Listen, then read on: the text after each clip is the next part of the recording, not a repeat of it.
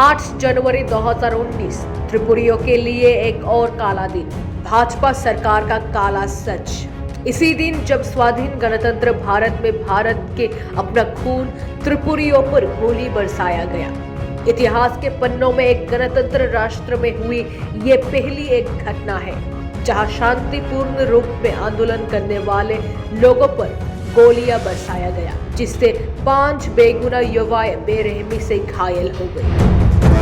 8 जनवरी 2019 उस दिन पहले से ही दबी कुचली पीड़ित त्रिपुरी जाति अपने जन्मभूमि में अपने अस्तित्व को आने वाले सिटीजनशिप अमेंडमेंट बिल यानी सीएबी से पूरी तरह खत्म ना हो जाए, इसलिए शांतिपूर्ण रूप में सिटीजनशिप अमेंडमेंट बिल का विरोध कर रहे थे। तभी अचानक उन पर बेरहमी से गोलियां बरसाया गया।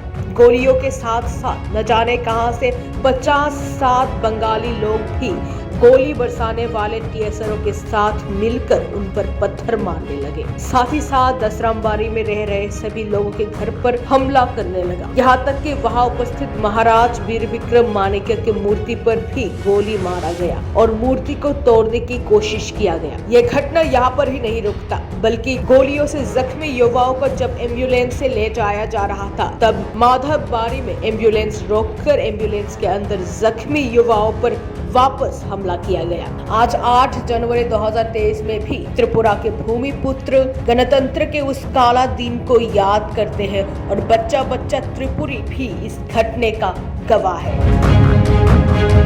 8 जनवरी में हुई घटना में घायल लोगों को आज तक भाजपा सरकार की तरफ से कोई भी मदद नहीं मिला। इसलिए आज के दिन को हर त्रिपुरी के लिए इतिहास का ब्लैक डे यानी काला दिन माना जाता है।